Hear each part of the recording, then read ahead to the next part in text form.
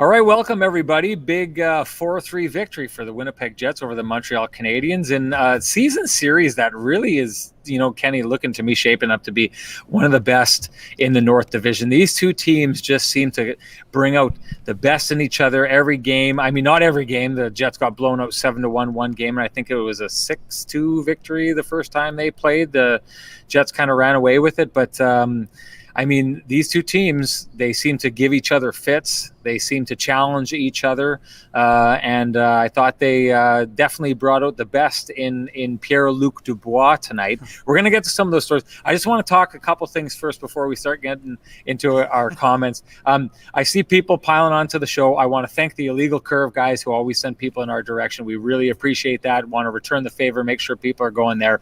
But we absolutely love having the chance to talk with everybody. We love that people are getting something out of the Kenny and Rennie show. And Ken, I got to tell that story from earlier today. I got a package from Pearly, and the courier came to the door, and I was off to the side, and I saw him coming. He dropped it off, and he was walking down the driveway, and I ran out because I always like to say, if I can, thank you to the guys. And I said, hey, thank you. And the guy turned around and he looked and he was like, hey, Kenny and Rennie, I love the show, he said. And I was just like, it's funny because my brother-in-law and my nephew were there, and they're sitting and they heard the whole thing. And I walked back in and they're like, oh, how often does that happen? I was like, oh, all the time. Kenny and Rennie is a huge hit in the city, So that was one really interesting story of fan interaction we had. And another one that I want to show off here is we had, what's the name of the gentleman who sent us the new logo? Richard Madera, I believe. Richard Madera, yeah. So Richard Madera, if you look up over Ken's head, that's the logo that we've been running with so far. Richard thought that we could do better, so he went out and he created a new one for us. So watch that spot just on the top right of Ken's head. The unveiling. Medeiros, new symbol. Sorry, Richard Medeiros. Richard Medeiros. Yes. Richard, we really appreciate that. That looks awesome. Amazing. Thank you so much. It made my day. Ken sent me an email and was like, you got to check this out. A viewer sent this to us. Absolutely phenomenal. Thank you so much. Enough talking about the Kenny Rennie show. And quick one. We got to say you can find his work at NRG21, Richard Medeiros. Thanks again for that, Richard. Excellent. Check that out. His work on display here. Beautiful stuff. We so thank him. So let's get to the game. 4-3. I'm going to guess that you think that the story is Dubois in the second line, and I think you're going to be right if you think that's what it was. Well, they were definitely impressive, and that's to take nothing away. What an impressive start by that Mark Scheifele line. They started the game this time. They had a really dominant first shift in the last game between these two teams that weren't able to convert. But some really good puck pressure in the offensive zone led to that Blake Wheeler goal. But after that, it was that second line that was really a force here tonight. I really liked what I saw from Kyle Connor. He was flying well before he got his 2 goals, really showing great hustle. You saw him on the back check doing a great job, and you saw that great finish around the net again. For me, great to see what we were expecting from Pierre-Luc Dubois. I mean, this is a guy who has great talent, and it's just a matter of him putting it all together. I mean, he's had to do a lot of the defensive work on this line, and today he's rewarded with those 3 goals. Or 3 assists, sorry, come on. Yeah, I should get to a comment here.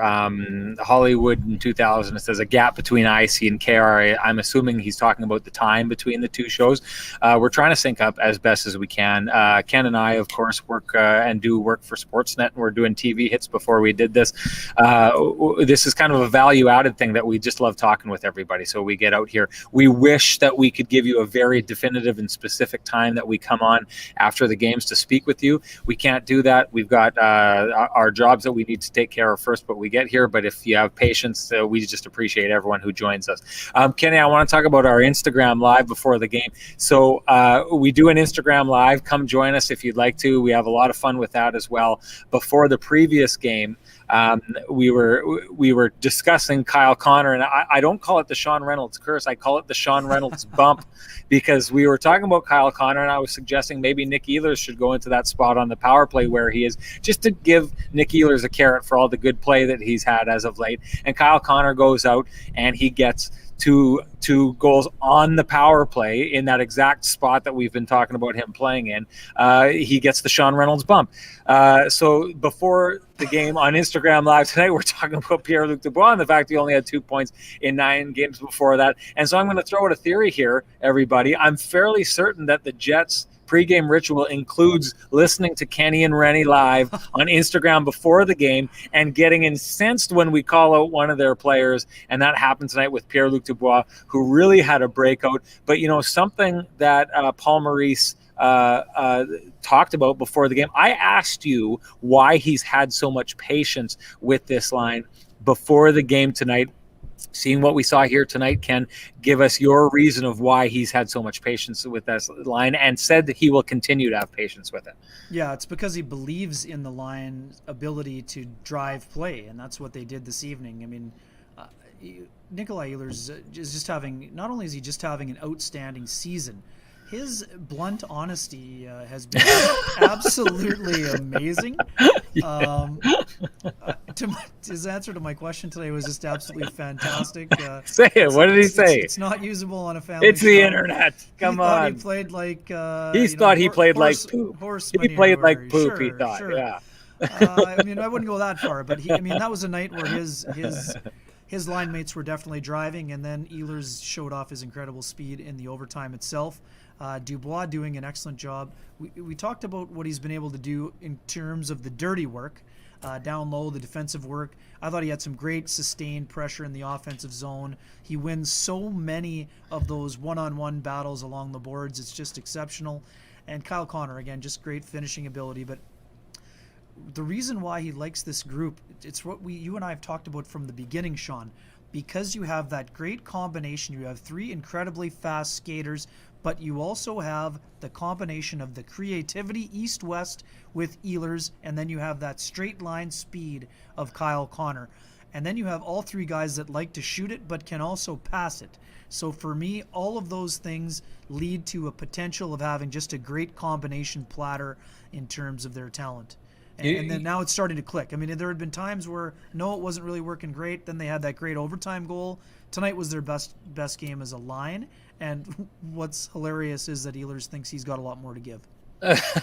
Yeah, what's interesting, Ken, is before the game, Paul Maurice had talked about why he thinks this line should work, and he talked about those 2 players as being speedy, shoot-first kind of guys in Kyle Connor and Nick Ehlers. But he talked about Pierre-Luc Dubois being a Mark Scheifele type, and you touched on it, his board work play, his strength, his ability to hold on to the puck. He'd said how that would be needed on that line, that keeping the puck down low, grinding it out the way Mark Scheifele does, because as he put it with Kyle Connor and Nick Ehlers, when those guys, if they want to keep the puck in the offensive zone, they have to constantly be moving in order to do it. They have to stay ahead of the check. Pierre-Luc Dubois doesn't need to stay ahead of the check. He can stand there and he's just stronger than you, so he can just repel your check, and that allows him to hold on to zone time. I found it interesting. I'm going to ask if you agree with me on this, but I thought good coaches plant messages in the media, and maybe it happened in the media. Maybe he's already set it behind, but Paul Maurice went out and said a statement and said, this is what he's going to do, and this is why this line is going to succeed. I thought Pierre-Luc Dubois went out and either heard that and went to do exactly that, or it just lined up synergy-wise and he did exactly that. But I thought we saw kind of the birth of that idea of why that line is supposed to work, and Pierre-Luc Dubois executing Maurice's vision tonight. Yeah, absolutely. And I mean, the other part of that too, Sean, I mean, we talked about how critical Ehlers can be of himself and his own play. Pierre-Luc Dubois has been the same. He hasn't been happy, I don't think, with one game yet. Today he was probably happy with how he played. Sorry, guys. I mean, I took your advice, and now I have the mic stand, but now I need to go higher. So just turn it up on the side there. Well, we should have messed around with it beforehand, but I think it's cranked. So yeah. Well, we're going to just keep working at this. Project. For sure. See, Kenny and I have talked about the strength of my diaphragm and the weakness of his. He needs to project more, people. It's simple as that. If you want me to start yelling, I can gladly do so. No, here's the thing for me. I love what I've heard from Pierre-Luc Dubois. He's a guy that has always said, I have more to give. And you know what he did tonight? He gave more. I mean, that's the beauty of a player like this who's 22 years old and driven. My inbox has been filled with people saying, what's going on with Dubois? When is he going to break out? I keep telling people, just like I did at the end of Monday's game, Sean, be patient. This is a guy that is a star in the making and is just an absolute powerful force. And now, tonight, he showed it once again. I really like the potential for this line. I know I've said it a lot. And again, I also loved what I heard from Nikolai Ehlers. Not just that he thought he didn't play well today, but he's always been critical of himself. And he said it flat out. I know when I play well, and I know when I don't. He just said he just happened to be talking to the media a few times after he didn't think that he was playing all that well, but it delivered the game-winning goal. So, I mean, it's important. We talked about this a lot. I mean, there haven't been enough nights where the Jets' top two lines have both been going at the same time. Tonight, the top line set the tempo, and then the second line really drove things from there. But the other part, Sean, that we talked about, or that Paul Maurice brought up, how about going to the fourth line shift in a one-goal game with 2:30 to go? I mean, that certainly raised a few eyebrows in the press box. That line obviously got the job done in terms of holding the fort. We know that the Jets did give up a goal after that, but very impressive that the fourth line was able to hold water in that shift. But they actually had a pretty good shift, I thought. So it'd be interesting. I mean, we've talked about this a lot. I mean, I've had a feeling that Jansen Harkins would be inserted to the lineup tomorrow. After today's game, now I'm not quite as sure. I think it's still a possibility. I know someone had asked about Vesalainen. Unless something changes, Vesalainen would have to be. I don't think the Vesalainen's on the trip. I think that the Jets want he and David Gustafsson to continue to play together with the Moose. We know the Moose don't play until the 25th of March, but because of the length of this road trip, they would have to fly those players back home if they wanted to send them back to the Moose for those games. The interesting part with Ville Heinola being available to them now, being on the taxi squad, he is going to be on the plane tonight to Edmonton. So we'll see what happens there. I do think we're going to see Heinola at some point. I'm not sure it will be tomorrow, but I do think it's just important for him to be around the Jets right now. Again, we've said it. I've been pounding this point home. He needs to play, but there's no game until the 25th. Then be around the NHL team for that time. And if you can get him into a game, if you're Paul Maurice, do so. See how much he's grown during those games. You know that he's been producing offensively, playing a lot of minutes. Let's see how much more comfortable he is now that he comes up for a second time this year. Kenny's back to stacking good points on top of good points, so I'm going to back it up just a little bit here to that fourth line. The one thing that I thought was really interesting in his post-game comments, because I'd wanted to ask Paul Maurice about that fourth line shift a couple of times. I mean, twice I think he sent them out in the last 10 minutes, which we haven't seen that from Paul Maurice teams, and I don't think ever. The one thing that he said in the post-game, he brought it up. No one asked him about it. He brought up sending them out at that time and said that we should have plenty of energy for tomorrow night's game. And I think I like the message that he's trying to send to his team. So he took that. We thought it was a risk. We were watching from the press box when that line went out there. We were shocked by it. But he walks out of that. They still maintain the victory. It's not that line that gives up the tying goal. And now he can say to his team, you have lots in the gas tank, whether mentally or physically. He can say you've got it in the gas tank because that fourth line is sharing minutes and taking work off your plate, which should allow you to play well tomorrow. I thought that was interesting. I'm going to get to a couple comments here. One quick one here, Sean. One quick one. All three members of the fourth line over 10 minutes tonight, including Trevor Lewis and Nate Thompson. Matthew Pro usually gets that power play bump, and he's usually over that time as well, but he was at 11:03. But all three guys over. We haven't seen that a lot. To your question in the morning to Paul Maurice, exactly. he talked That's about where I wanted to go with this. Shift length and that ability to set that proper standard. So it's interesting. I thought he tried to avoid the question. My question specifically was, when you're in this condensed season in this crazy month of March, what are some of the different strategies you employ on the bench when you got to play the next night and you're trying to keep guys fresh? And he kind of fell back on, hey, you know what? We've just been playing them more often, and I thought he was just going to a stock answer that he'd been given throughout the year, but in that answer lied the answer for tonight, in that he was going to get to that, or that he was going to save this team, save their energy for tomorrow by playing the fourth line more often. I don't think any of us thought that would have happened in that time.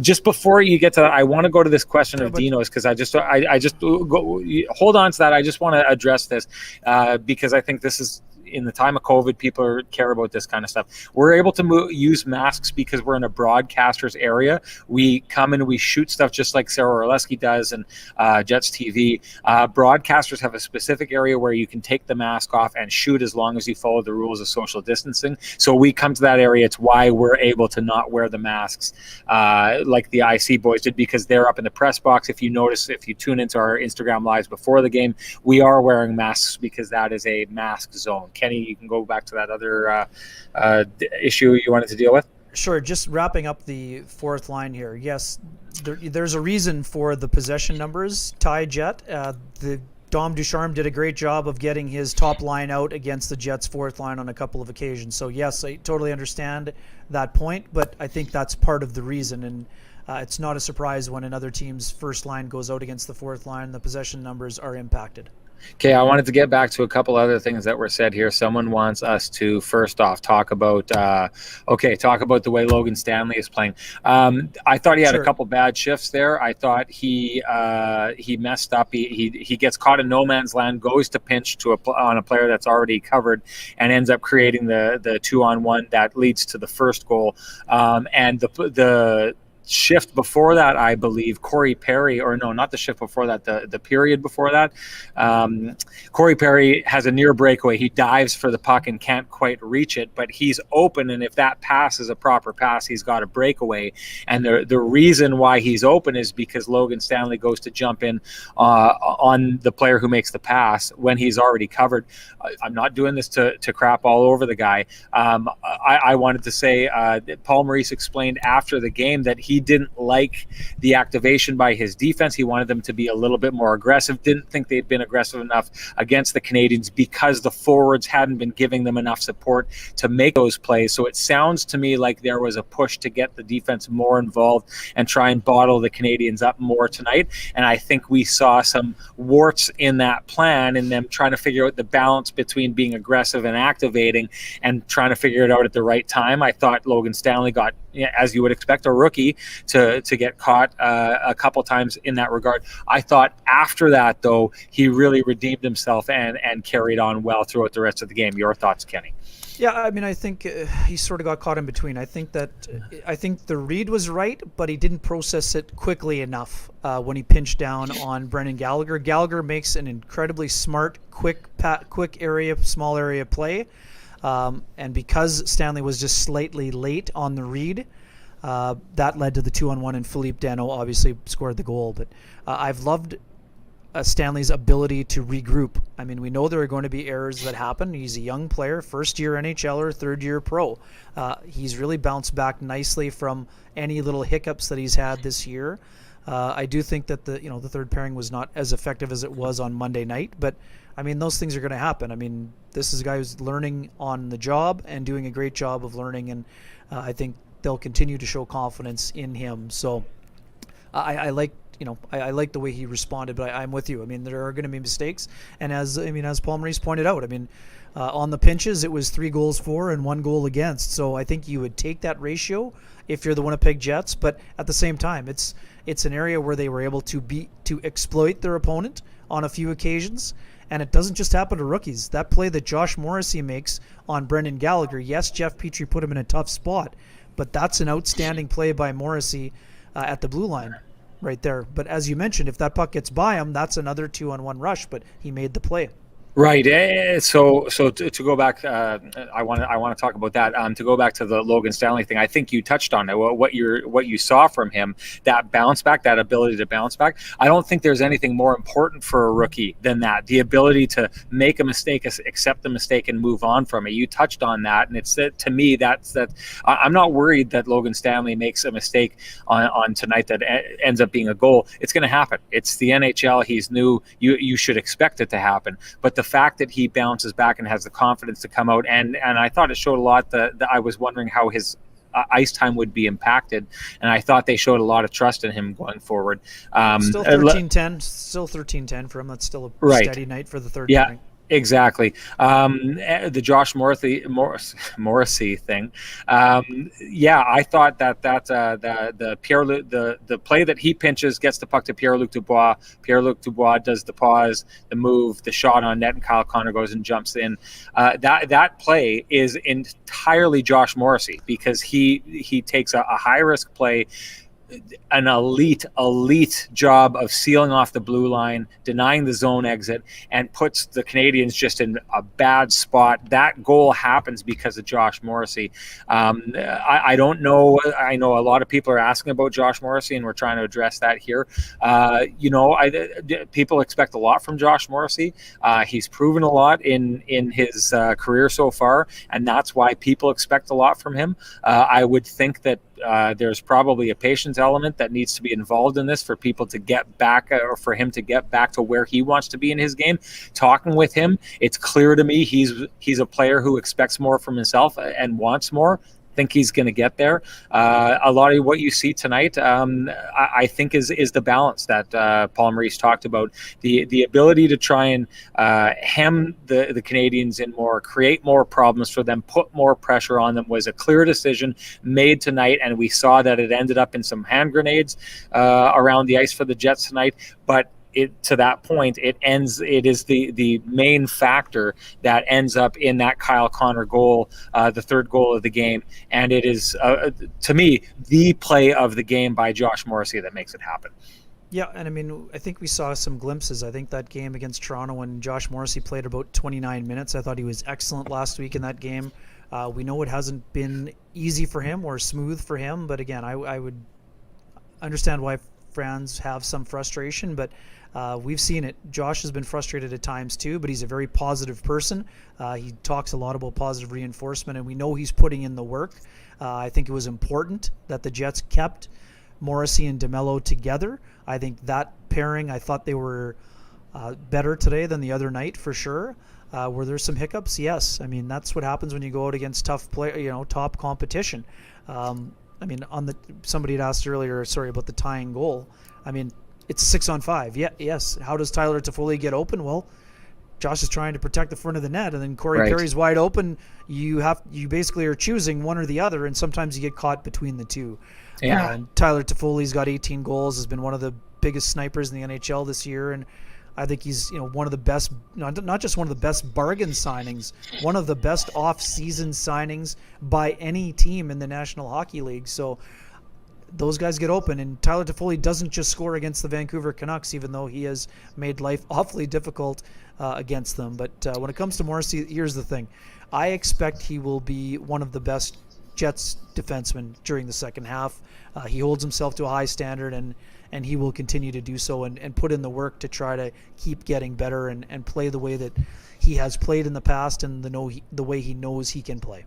I mean, and on that play as well, we have to address the fact that it's a contested puck in that corner for a long stretch of time. The Jets are set up and they're defending in a way to try and keep the Canadians from grabbing possession. Now, when they do, it quickly gets over and the guys are lost at the back of the net. That's going to happen. Your eyes are going to zone in on the puck. Josh is trying to be ready to pounce on that puck when, if it ends up coming in his direction. They're looking at that point, the puck is either going to pop out to a Canadians player or it may pop out to a Jets player. You get it down the ice and you ice that game, right? So, I mean, it's not a perfect sport. They're down a man. The Canadians are going to have an advantage somewhere on that ice. It ended up being in the right spot at the right time for them. You can't cover everything off. So go on. One quick one here, just from North End Rec. He and I exchanged a DM the other day about Josh Morrissey, and here's the other thing. One of the things with Josh, his reads have been a little bit off. Today his reads were very solid for the most part, and I think that's a sign of progress in his game as well.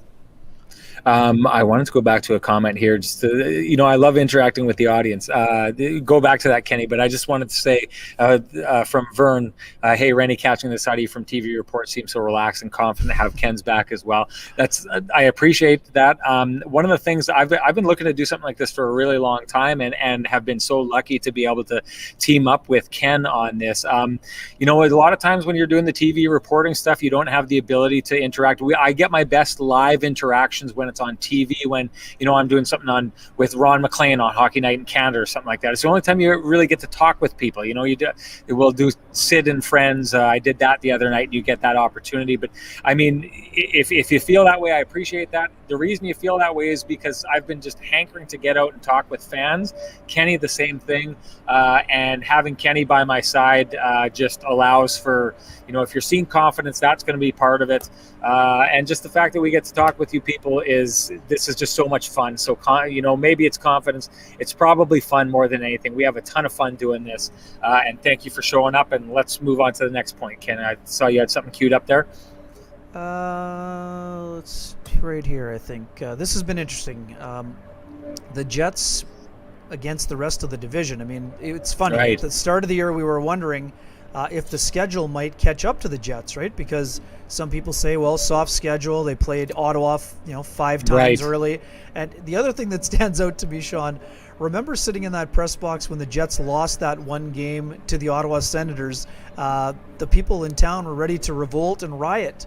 But lo and behold, the Ottawa Senators have beaten the Toronto Maple Leafs 3 times, and I think they've beaten the Montreal Canadiens 3 times. So right. It's been interesting. I mean, let's just remember, it's the National Hockey League. There's only 7 teams that you're going to see this year, including the Jets. So, I mean, it's the NHL. Sometimes a hot goalie comes or something happens where a team plays poorly. But I think it's been fantastic. And I think, as you mentioned in our digital hit just now, Sean, this rivalry is a lot of fun, isn't it? I mean, I know that Paul Maurice doesn't really enjoy the style that the Canadians play, and it can be a bit of a pain to play. It can be a bit of a Brendan Gallagher to play against, and I say that with the utmost respect. Brendan Gallagher was all over the ice today. Yes, there were a couple of turnovers forced by Gallagher. He made a couple, but then here's the guy who sparks the comeback for the Canadians. I'm still not sure. He must have had incredible anticipation because Adam Lowry won that draw cleanly to Neil Pionk. And somehow Gallagher got across the dot, stole the puck, and jammed it in before anybody could really stop and pay attention. I mean, it was either an incredible job of cheating or just an absolutely perfect anticipation by Brendan Gallagher to get things going there. And hey, we understand, people. The Jets were not good in the third period. They weren't good enough defensively. They stopped moving their feet. Their decision-making was impacted, and they gave up a pair of goals. But the Jets' ability to rebound and reset when it comes to overtime after giving up a late goal has been something that's been incredibly impressive for me to watch. Not only have they been impressive in bouncing back in games where they've lost, but the way a lot of people think you give up a late goal, it's a big sag and it's all over. But the Jets just push that aside. The buzzer sounds, you reset for your 1 minute while the scrape happens, and they go out and they've been great in terms of overtime play. I mean, it's just been really impressive. I think 6-1 now, and 4-1 when they've gone to the 3-forward aggressive system. I've been saying it's my joke is that Paul Maurice is causing what should become a revolution in the National Hockey League. Yeah. And I think that more teams are going to use this style. And the only reason Sheldon Keefe didn't do it in that game against Toronto last week is because he has Morgan Riley on the back end. Right. Otherwise, I think he had a great temptation, and I would not have been surprised if the second grouping over the boards had been 3 forwards. Yeah, you said in our digital hit, the revolution is on. I love that line. I want to go back to this point by Rick TLU, where, I mean, they've got a positive point differential. I mean, what's the answer to this? It's the fact that they don't lose back-to-back games, right? And I thought, I didn't think that the top line had their best game tonight, but they impacted the game because they set the tone right off the bat. They come out, Blake Wheeler gets that goal, pretty dominant shift. And I just really thought that, that was a perfect example of the Canadians, the Jets coming to play, showing up right from the drop of the puck. And I thought the Canadians on both those first 2 goals in the first period were very casual. And I thought, this is why this team is having its problems and not able to build up momentum, because they're having these casual moments in the middle of very, very important game. I mean, they win that one tonight. They're 1 point back of the Jets, and there's all kinds of chaos that's going to be ensuing. And instead, they put themselves in a position where they showed up, got better as the night went on, definitely got better in the third period. But I mean, maybe that's the point we should touch on next, is the overtimes. I mean, these two teams, the difference between these two teams in the standings is quite easily explained by how good the Winnipeg Jets are in overtime and how poor the Montreal Canadiens are in overtime. Well, it's not even necessarily poor, like our other commenter said. I mean, if Jeff Petrie is not stopped by Connor Hellebuck, we're talking about a missed check by Nikolai Ehlers. Instead, we're talking about him wearing the hero crown. I mean, this is a great line by Brian Hallett. I mean, hockey is magnificent chaos. And I mean, I understand the way that Jets fans were feeling in the third period is exactly the way that the Canadiens fans were feeling the first two periods, Sean, as you just mentioned. I mean, they were a little bit casual. You had a hungry Jets team coming at them. Instead, now it's the other team. The tables turned in the third. I mean, that's just the way it goes. I mean, it's hard to dominate a team that's so close to you. And we've been beating this drum a lot. Every team in the Canadian North Division has some flaws to it. Many of them are defensive flaws in terms of team defense. And there's a lot of high-end talent. So this is just the way the games are going to look. There aren't going to be a lot of blowout games. And there you go. I mean, as Jessica says here, Jets give up late goals, but they've also scored a lot of late goals. And the Jets have often been that team that didn't play well in the first two periods and then poured it on in the third. So these things have a way of evening themselves out. Is it a great way to live on the edge? Man, it's exhilarating, but it can be taxing as well. At the same time, the resilience that a team can build in playing in games like this can do one of two things. It can either break you or it can harden you. So for me, if I am a member of the Winnipeg Jets, you welcome playing in games that will make you playoff hardened by the time you reach the playoffs. You don't want to be a team that has no adversity and that cakewalks your way through the games. Now, I mean, that no better example than the Toronto Maple Leafs. All of a sudden, the team that we thought would run away with the division with a double-digit point lead, the Jets are 2 points behind them with the game in hand, and the Leafs have suddenly lost 5 of 6. I don't think that the Leafs should be panicking at all, because they're still a good team, and you could argue that they played pretty well in a lot of those games that they lost. So that's going to happen too at times. And again, I'm not saying the Jets played well in a lot of their losses. What I am saying is that that's just the way the games are going to look this year. Teams see each other a lot. It's going to raise the temperature of these series, and it's basically going to come down to who can stay healthiest and who gets a few breaks and who can win some of those special teams battles, because sometimes that's the difference in the game right now. So let's dig into this question. I'm going to have it asked by Nigel Gaber asked, and everyone should know Nigel Gaber is my little cousin up from Roblin, Manitoba. If he were here, I'd drag him into the shot and give him just the worst noogie he'd ever had in his life, and he knows it. But he asked the question, why do you think the Jets seem to let those goals late in the game in? We ask Paul Maurice about this all the time, and he always wants to say he doesn't seem to think it's a problem, but it happens time and time again. So I mean, maybe we need to ask the question, because I can't tell you specifically why it's happening. Paul Maurice, I don't think, wants to weigh in on it. Maybe we should ask the question in this manner. I mean, why when that line has been scored on so often late in games, why does he keep going with that top line to close out the game rather than I mean, I do know it happened against Adam Lowry as well, but it seems I mean, is there maybe a better a forechecking version of this? Should Mason Appleton be out there? Should there be a specific line created to close out those final minutes of the game?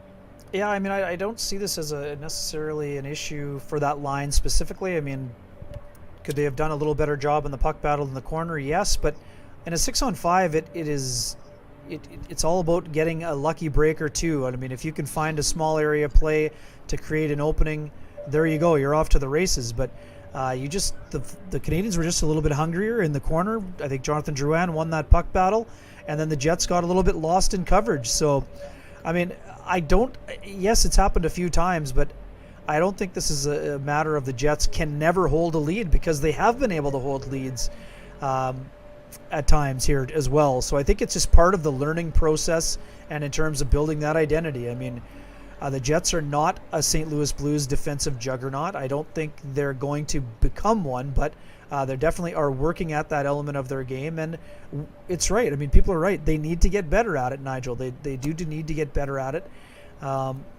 Locking down a game is just difficult. I just think that's the best way to put it.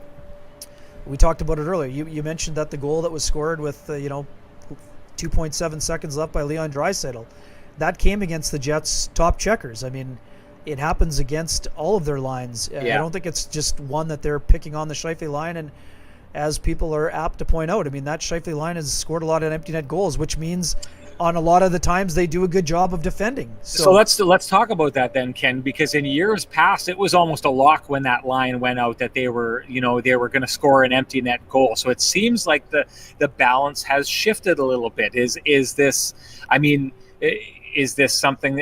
line a little bit older? Are they not as fast as they used to be? Are they not as good as sealing off the boards? Is there something specific we can look at to understand why this line doesn't see it? I mean, I used to think it was a lock. If you were going to send, and it was close to a lock. What was the stat about Wheeler and Scheifele and Connor were like I think they were first, second, and fourth in the league in empty net goals. The stats back it up. They were a team. They were a line that shut down games by scoring in them.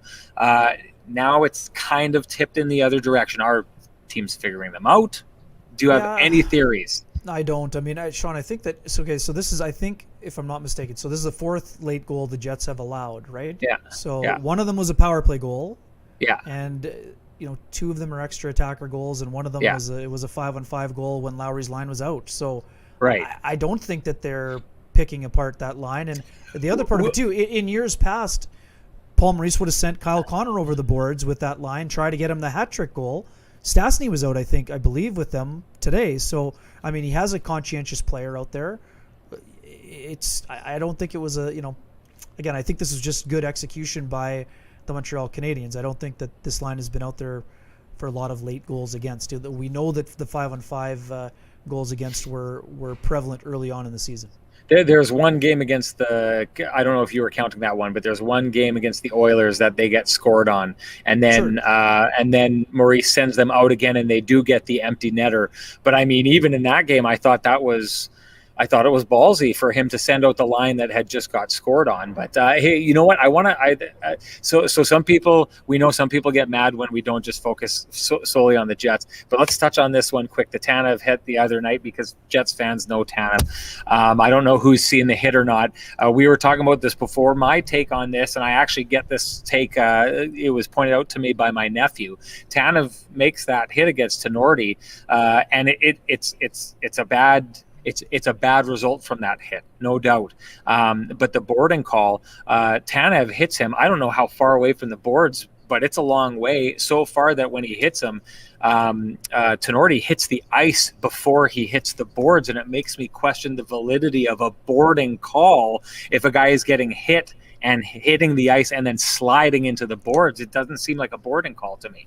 Yeah, I don't like the call whatsoever. I thought it was a clean hit. I understand it was a bad result. I think that Jared Tenorti has to know he's going to be hit in that situation. He's a big, strong guy. You never want to see a guy get hurt, but I think he has to be more prepared to be hit. Brandon Tanev is one of the great finishers in terms of body checks in the National Hockey League. It was not a dirty play. Some people say it's charging. Well, it's not Brandon Tanev's fault that he is a fast skater and he was able to close the gap quickly. I don't fault him for that at all, and I don't think there was any intent. The hit was from the front. I don't think it's a penalty. If you want to give a charging penalty, 2 minutes, fine. It's not a major. That should have been overturned. It should not have been an ejection, and it certainly was not a suspension in my eyes. Want to go back here. Okay, so Rick TLU is asking, says Ray was full of love for Forbort on the broadcast. Ray Ferraro, of course, one of the best in the game, does a phenomenal job. A much better Chevy signing than I expected. Discuss, where have you thought Derek Forbort has taken his game this season? Yeah, no doubt. I mean, I think there have been, again, every player has moments, but I think that Derek Forbort has been another one of those solid under the radar signings. I had done a lot of research on Forbort going into the free agency. He was a player that I mentioned as one of those alternate, guys that the Jets could go after. I mean, not a big name, but he's a guy that, from some of the scouts I spoke with, and he was a guy you knew could probably give you 17 minutes. He's done more than that. He's been playing closer to 20 minutes. And I think that he's been a really nice fit. I mean, Jets fans, I think, had a different perspective of Forbort because he was coming off a back injury last year, and he was on the third pairing in Calgary. Prior to that, he had been a first pairing guy at times with Drew Doughty. So, I mean, he's a guy who instills confidence in his coaches. He's a big, strong guy. He can be physically imposing. He can clear the front of the net, which were issues that the Jets had trouble with at times in the past, especially against Calgary. And he's a guy who's a great shot blocker, and he's strong on the penalty kill. So all areas that the Jets were looking to improve on, the fact they got him for $1 million, man, bargain bin deal, but he's really delivered. I mean, he's basically playing on the top pairing for the Jets. So I don't think anybody can be disappointed in what Derek Forbort has provided. I think he's been excellent for the most part.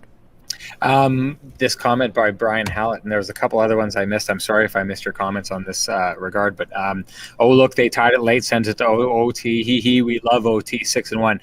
Is this clearly overtime has been the great eraser for the Winnipeg Jets, right? Doesn't work in the playoffs. Is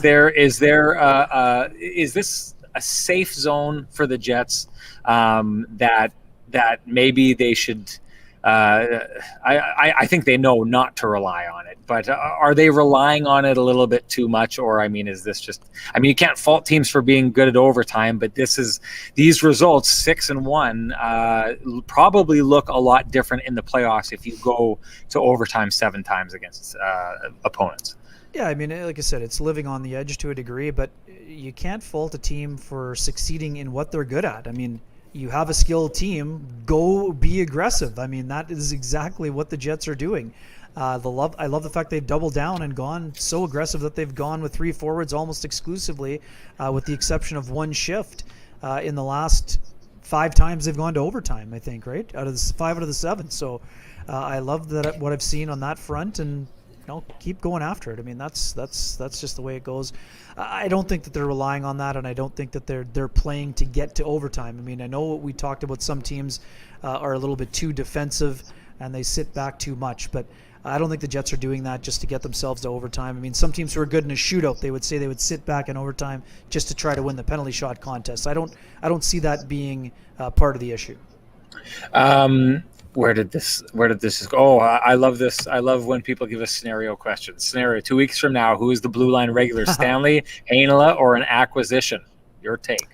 Well, I mean, it would have to be slightly more than 2 weeks, Craig, because he would require still a 14-day quarantine. But your point is, it was well taken. Yeah. I do think the Jets will strike early if they can. I mean, we've talked about it before on different platforms. If you wait until April 12th and there's no cut down of the quarantine, you basically have 5 or 6 games left and you're rolling the dice for that player to be a good fit going into the playoffs. I think if the Jets are going to strike, they will strike early. Same as when Toronto went out and got Jake Muzzin. I think it was kind of right around the same time of the year that Kyle Dubas pulled the trigger. Man, I still think that Logan Stanley has played well enough to stay in the lineup. I'm gonna say Stanley will be a regular. I don't think that Heinola will be a regular full-time at that point. I think he'll see some games in these next 2 weeks, and how he plays will determine whether he can become a regular. I would say right now Tucker Poolman's game, I think, has been better since he moved to the third pairing, but there's still some fluctuation in it. I could see there being a possibility that maybe Heinola goes in for Poolman on one of those one-offs, but we'll see what happens here. I think the Jets have a lot of decisions to make when it comes to the back end. I think they'll be aggressive when it comes to going out and getting a player. And then we'll see what happens. Chevy had said that he doesn't think there's a change this year because of the quarantine issue. I wonder though, we know that Chevy doesn't want to overpay. But to your point, if you think that he's going to go and he's going to make something happen, in order to get a team to sell to you early, you have to wow them with an offer. So that's the problem in this entire scenario here, is that the Jets do probably feel a little bit like they got to get out ahead of the market with what's happening. But he doesn't want to overpay. And I mean, he always wants to get value and does in a lot of cases grinds and does get that value. But if he's going to get him early, like you suggest, doesn't that mean that he is going to have to overpay to get them to bring the stud to market? Well, he's certainly going to have to pay a premium. I mean, again, the whole overpay versus what you pay, I mean, it's all determined by what you get, right, and what you give. I mean, I totally understand where people are coming from there for sure, but I think it's, as long as the acquisition is worthwhile, you're okay with the price tag. And no better example than Pierre-Luc Dubois. Yes, the price was high, but you got a premium asset, and you have a premium asset with multiple years, which, again, as you and I have spoken about, Matthias Ekholm is a premium asset would help you for 2 playoff runs. So that's the big thing with Ekholm. Does it cause some problems for Seattle expansion? Perhaps, but just going to that question about would Derek Forbort be picked up by Seattle? Right. I mean, they might want to sign him, but they're certainly not going to pick him in the expansion draft. They're going to want to pick a player that is not a UFA, right? Unless they utilize that window to try to go after a guy like Adam Lowry, which is what we had talked about. But I think there'll be a lot of competition for Lowry, which again is while I contend that I think Lowry signs before he gets to free agency. Chevy sure has done a good job of not exposing too much leading into this. I mean, if you take a look at the Tetris game that he's played and the amount of players that are coming up to unrestricted free agency that cause the exact kind of problems that you're talking about for Seattle, he really he's fulfilled his obligations. That's a big thing with Nate Beaulieu being under contract for the next 2 years. But man, oh man, he's done an absolutely phenomenal job of not leaving a lot out there for Seattle to go after. We'll see if they're able to. I mean, more and more talk about trying to keep Mason Appleton in the fold, and you can see why the guy, I tweeted it earlier tonight, he proves his value in my mind game after game after game. His consistency is what has impressed me most this year. I just wanted to touch on this one quickly. Razor, who's out in BC. Yeah, you definitely get the advantage of being out there. It's all about us being caught in the middle here, Razor. They want to have a game on that starts at 7 o'clock Toronto time, and then they want to have a game that starts at 7 o'clock Vancouver time. So you're going to fall into one of those 2 slots. So either you're going up early and you're playing at 6 o'clock. I think, if I remember, Ken, for the most part, when the Jets went on their run in 2018, the deeper they went in the playoffs and the less Canadian teams there were to contend with, they get moved up into that prime 6 o'clock slot, which it's a little bit earlier. But I personally think people in this market would prefer it that way. Wouldn't you think so? Oh yeah, but no, I mean that run was, I mean, I was still at the Winnipeg Sun at the time, so there were some deadline concerns, a lot of 8:30 starts in that Nashville series from what I remember, and a lot of 9 o'clock starts in the Vegas series. But I think the home games, one of them was on a long weekend. There was an afternoon game there. So, right. And again, we love the fact that people are sticking with us. I mean, still over 100 people tuning in after midnight here. It's outstanding to see. Yeah. We're going to need you to be night owls here, folks, because the games on this road trip, a lot of them are in that 8, 9, and even a 9:30 hours. So it just may be you and me talking to ourselves, which we do on most nights when we're not on the show. So, you know what we should get into. Harry, we haven't hang even on a second here. There's, okay, you had your nephew here came in with. Not my nephew. Not my nephew. He's that's my cousin. There we go. Sorry, your cousin. You had one. Did here. we do this? We can't. You do. Okay. You touch it. It's like when you try to unlock the door and you're trying to open it. Come on, you just teamwork here. Teamwork. Yeah. Okay. Good question. You take this one, Kenny. What's it going to take for the Jets to put a headlock on this division like Nigel's going to get the next time I see him? Well, I mean, the only way a team gets a headlock is if they go on a long winning streak, which we know is incredibly difficult to do. But the other way a team can do that, like the Jets have done this year, now, Toronto keeps doing what they've been doing. Well, and you don't lose 2 straight in regulation. Right. I mean, as long as the Jets continue that ability to do so for as deep as they can, I mean, it would be an incredible feat to survive the final 27 games without consecutive defeats. But the year in 2018, the Jets had very few They didn't have a 3-game losing streak that year until they lost 4 in a row to Vegas. I think that was the stat that stood out that year after winning the opener here on that exciting start to the Western Conference Finals. So consistency is always key. They're going to need great goaltending. They need their depth to shine through, and they need to continue to tighten up defensively, which is something, again, they're trying to work on. But again, we know that third period was a tough goal for the Jets tonight, but that's what happens when teams are desperate and down by 2 goals. They crank up the heat, and sometimes you respond, sometimes you don't. But the Jets were able to reset and respond in overtime. I'll just talk about our bad. Now, whose back end were we talking about, Ken? Not No. No, he says, well, Huddy's been here from day one, and there's a lot of difference with or without good players back there. 2011, time to change. I mean, I don't know. I take a look at what he was able to accomplish. I take a look at that 2018 team, and I think that the aggressiveness of that back end was absolutely key to them accomplishing what they were able to accomplish. And I mean, I'll bring this up again because I always like to talk about this, but I think there's 2 teams that I thought were clearly on their way to winning Stanley Cups, and that were heads and shoulders, maybe not heads and shoulders, but I thought were clear-cut better than the rest of the teams in the league. And that was the 2011 Vancouver Canucks, who didn't get it done and lost. Yeah. And I still think that they kind of tempted the gods and messed with the Bruins and let them up off the canvas by kind of poking at them. But 2018 Jets, I thought, were the best team in the league going into the playoffs. I didn't think there was anyone stopping them. I thought once they got past Nashville, they thought the same thing and maybe kind of slept on Vegas a little bit. I know that I was covering the Dallas Stars the next year, and I was walking through the building, and Andrew Cogliano saw me and yelled, "Hey, Winnipeg!" He recognized me from being here, and we kind of walked and talked for a little bit, and he said the same thing. He said that he was never more certain that a team was going to win the Stanley Cup than the Winnipeg Jets in 2018. And to go back to the original point, I just really think that what Charlie Huddy was able to do with that blue line and the success that team created off the back end and the aggressiveness of that back end, and hey, let's talk about last year as well, what the Jets were able to get out and to compete with after all that turnover. I mean, I don't think there's anyone in this organization that's looking at Charlie Huddy and thinking that he's falling short. Yeah, Charlie Huddy is an incredibly smart hockey man, and a lot of the Jets' challenges have been related to personnel, and I think for all the criticism that some people direct towards Charlie, how about, it was like this earlier on about Wade Flaherty. Well, do you give Wade Flaherty some credit now that Connor Hellebuyck has played at a Vezina level now? Oh, yeah. 3 of the 4 years? I mean, come on.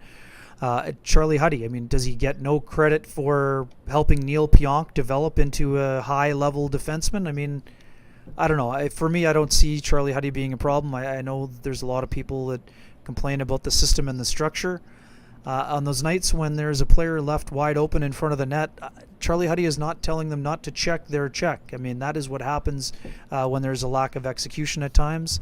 I don't see there being a move coming on the back end, and I don't think there is one required. Kenny, we should probably, people are making the point they've shut the lights out on us, and there's going to be security people waiting for us to get out of the building here. So let's make this our last point. The Jets 2 back, 1 game in hand on the Toronto Maple Leafs. The last time we saw the Leafs, they're getting a little bit of a break. But the last time we saw the Toronto Maple Leafs, they're in it. They can't seem to figure it out. You talked about, one of the ways that you get to the top of the division, you don't lose 2 straight. They hadn't done that. And then now they're kind of right in the bottom of it. How do you see them coming out of their little siesta here, especially if the Winnipeg Jets are able to win their next game in hand and tie for first place in this division? Yeah, it's interesting. I mean, I listened to Kyle Dubas's presser from Tuesday, and I've also heard some of the Toronto radio, and the same way that some of the Jets fans are going wild at times. The Leafs Leafs fans think they need to replace Freddie Anderson in season. I mean, yeah. How are you going to do that? Kyle Dubas is a magician, but I don't see any team trading a number one goalie in a quarantine year that would provide an upgrade. I mean, if the Leafs are going to get back on track, and I expect that they will, it will be because Austin Matthews had a few days for that wrist and hand to heal. He will get back to driving the bus, even though he was driving the bus while injured. The Leafs are going to get Wayne Simmons back, and I think that will be a big help to them. I think that a guy like Victor Arvidsson would be a guy who, to me, I think would be a really good fit for the Maple Leafs. We'll see what happens from there. But, I mean, Zach Hyman has been excellent. I think he's been another great driver for the Leafs.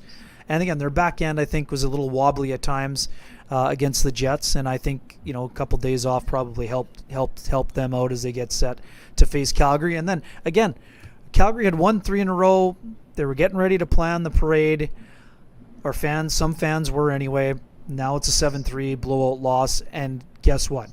Who's going into Toronto? Calgary. Okay? Things change quickly in the North, as we found out.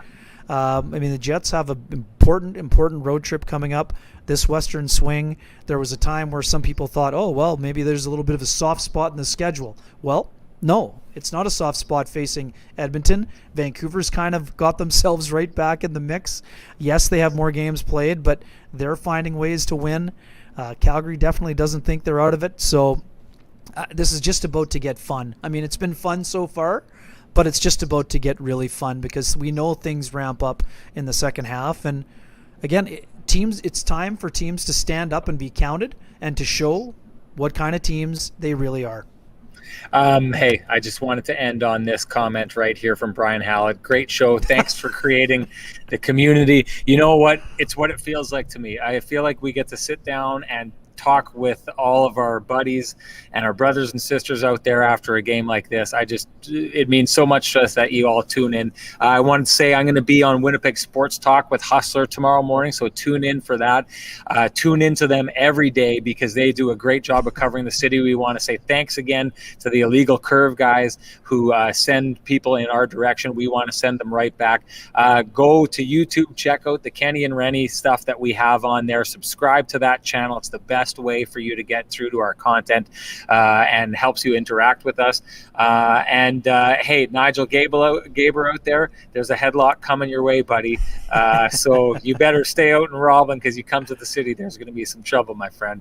Thank you all. We're going to see you tomorrow night. It's going to be a late one. Pre-game on Instagram, post-game right here where you're finding us right now. And then the day after that, we should promo it one last time. We've got our big long form show where we're going to have Aaron Portzline to talk all issues, Jack Roslick and Patrick Laine, Pierre-Luc Dubois, and we'll get the big man, Big Lou himself, who will be calling. I think he's calling the game on Hockey Night in Canada for the Jets on the weekend. He's going to stop it and talk about the Oilers game for tomorrow and what we can expect on Saturday. Thanks, everybody, for tuning in. We really appreciate you. See you tomorrow.